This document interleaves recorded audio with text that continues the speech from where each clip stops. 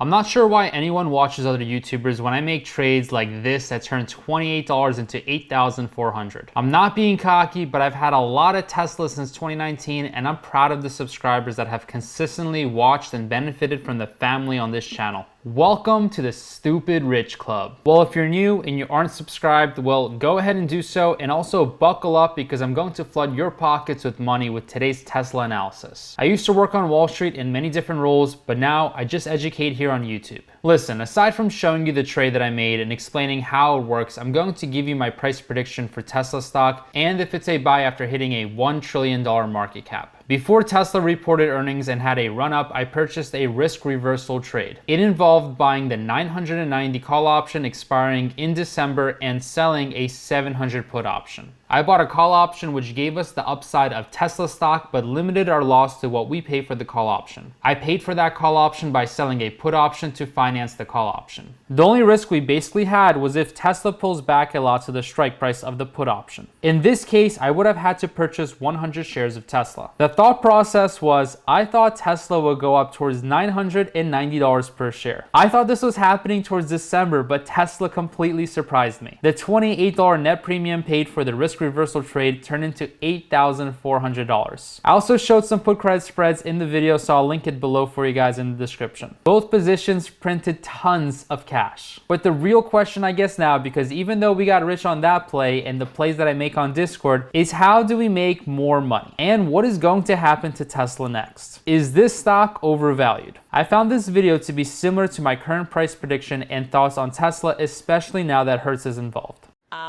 Gene, I know you love Tesla, but what is not being priced into the stock with the stock north of $1,000 right now? The sustainability of what's happened. I think BKU said fundamentals don't matter. I think fundamentals matter very much. I understand your point, but I think that the sustainability of the fundamentals, the strength of fundamentals, is what's not being priced in. And I step back and say, don't know what the stock's going to do over the next 6 months. Hard to predict that. But if you just look at the trajectory and think about what the value of Hertz, I appreciate your comments, Melissa, about getting these cars in consumers' hands and then they buy them, they experience it, they buy it. But I think that sustainability is not reflected. I want to just quick put some numbers around that. Their current share in the U.S. is around 65%. Globally, it's less. And I've always thought that they're going to gravitate to 20% share eventually, 10 years from now, of the car market. And that's more than any car maker has today, but it's a far cry from 65.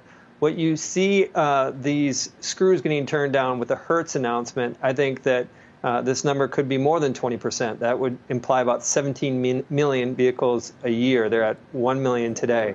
So I think that this conversation we're having, we're going to keep having it. And the stock is going to be down some quarters, more quarters it's going to be up.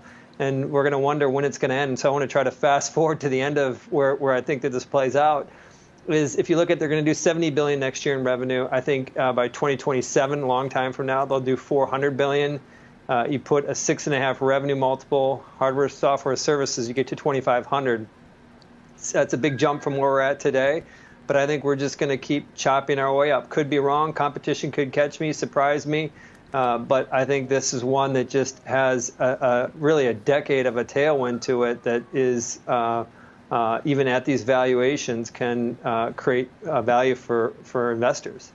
Gene Muster said he believes $70 billion worth of revenue now to $400 billion in 2027 is what Tesla will do. Placing a 6.5x multiple gets you a $2.5 trillion valuation. That would put Tesla at $2,500 per share. Keep in mind, he also mentioned he doesn't know what Tesla will do in 6 months. Nobody knows that. So based on these numbers, Tesla still has 2 to 2.5x potential in the next 5 years. I have a similar price target for Tesla, which is $2,000 per share in 2024. Now the next clip I want to play because it answers a very important question. When is Tesla overvalued, essentially, and at what price point would it make sense to sell the stock? Hey, Gene, it's BK. So let me ask you, just put a $2,500, I mean, roughly, you didn't put a price target on it, but you said if you put a 6 multiple on it, you can get the $2,500. I happen to think maybe that probably gets there sooner than we think.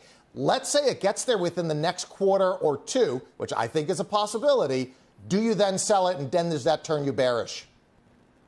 Yeah, I think I would sell it if it got to 2,500 in let's say a month. That's just too much, too fast. You could argue that at where it's at today, but there has to be some sort of a framework around this. And what I'm talking about is 2017. I'm talking about like a 3-5 year price target to double. That would be a great return under typical investment. But if we got there in a short amount of time, I do. So I think that I would stick to the discipline and think about how much is getting priced in, and that would be too far, too fast for me, and I would be selling at 2,500.